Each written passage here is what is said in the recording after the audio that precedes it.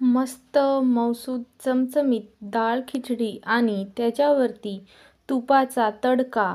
वाफळत्या थंडीमध्ये गरमागरम दाल खिचडी आणि त्याच्यासोबत पापड, लोणचं. तुम्हाला सुद्धा खावंसं वाटतं का? तर स्वागत आहे तुमचं माझ्या किचनमध्ये. आज मी तुमच्यासोबत हॉटेल स्टाईल दाल खिचडीची रेसिपी शेअर करणार आहे. चला तर रेसिपीला सुरुवात करूया. सर्वप्रथम आपण डाळ आणि तांदळाचं योग्य प्रमाण बघूया. इथे मी 1 वाटी कोलम तांदूळ घेतलेला आहे, पिवळी मुगाची डाळ आणि अर्धी वाटी मसूर डाळ. तुम्ही पिवळ्या मूग डाळीच्या जागी हिरवी मूग डाळ असती ती सुद्धा घेऊ शकता. आता हे सगळ्या डाळी आपण मिक्स करून घेऊया. डाळ आणि तांदूळ मिक्स करून झाल्यानंतर डाळ आणि तांदूळ आपल्याला भरपूर पाणी घालून हलक्या हाताने धुवून घ्यायचं आहे. इथे मी डाळ आणि तांदूळ स्वच्छ धुवून घेतलेला आहे. आपण आता याच्यात पाणी टाकून याला बाजूला ठेवून द्यायचं आहे. आता कुकरमध्ये आपण साधारण 2 ते 3 चम्मच तेल घालून घेणार आहोत. तुम्ही तेलाऐवजी बटर, तूप वापरलं तर अतिउत्तम. मी इथे तेलाचा वापर केलेला आहे. तेल छान गरम झाल्यानंतर आपण याच्यात 1 चम्मच इतकं जिरा घालून चम्मचच्या मदतीने मिक्स करून घ्यायचं आहे. आणि जिरा छान भाजून झाल्यानंतर याच्यात आपण अर्धा चम्मच इतकं हिंग पावडर घालून घेणार आहोत.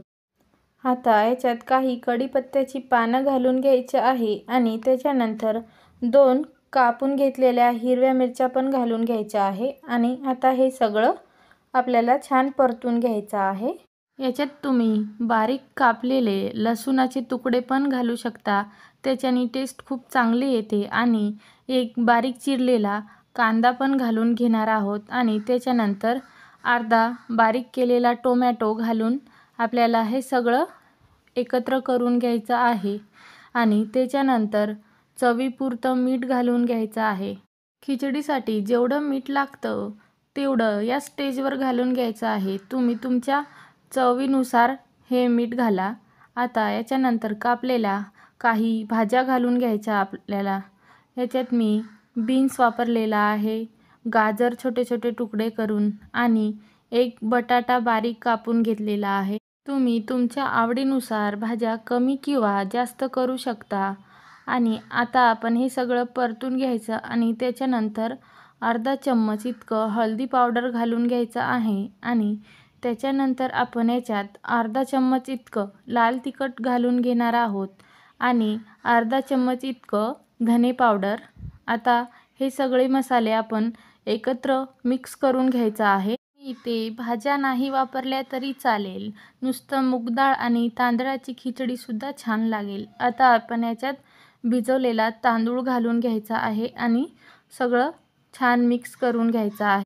आता हे सगळं मिक्स करून झालं की त्याच्यानंतर डाळ आणि तांदूळ जितकं होतं, समजा माझं डाळ आणि तांदूळ 2 वाटी इतकं होतं तर आपल्याला त्याच्या चौपट पाणी घालायचं आहे. इथे मी 8 वाट्या इतकं पाणी घालून घेतलेलं आहे. जितकं जास्त पाणी घालाल तितकी छान मौसूद खिचडी तयार होईल. पाणी घालून झाल्यानंतर पुन्हा एकदा मिक्स करून घ्यायचं आणि त्याच्यानंतर बारीक चिरलेली हिरवी कोथिंबीर घालून आपल्याला कुकर बंद करून घ्यायचा आहे. आणि मध्यम आचेवर कुकरच्या 3 शिट्या करून घ्यायचा आहे. पूर्ण वाफ गेल्यानंतर आता आपण कुकर उघडून बघणार आहोत. बघू शकता तुम्ही काय मस्त खिचडी तयार झालेली आहे. एकदम मऊसूत आणि सरसरीत खिचडी तयार झालेली आहे. याचा टेक्स्चर बघा तुम्ही, एकदम छान आलेला आहे. पाणी व्यवस्थित घातलं आणि तांदूळ व्यवस्थित घेतलं की खिचडी छान तयार होते. आपण आता याची फोडणी तयार करून घेणार आहोत. याच्यात 2-3 चम्मच इतकं तेल घालून घ्यायचं आहे आणि त्याच्यानंतर 1 चम्मच इतकं जिरा घालून घ्यायचा आणि थोडंसं हिंग पावडर घालून त्याच्यानंतर 2-3 लाल मिरच्या घालून घ्यायच्या आणि 10-12 कढीपत्ता घालून आपली फोडणी छान तडतडू द्यायची. आणि त्याच्यानंतर आपल्याला अर्धा चम्मच इतकं लाल मिर्च पावडर घालून घ्यायचं आहे आणि आपली फोडणी छान तयार झाली की आपण हे खिचडीच्या वरती घालून घ्यायचं आहे। बघू शकता तुम्ही काय सुरेख दिसते आपली खिचडी। आणि याच्यानंतर हे सगळं मिक्स करून घ्यायचं आहे।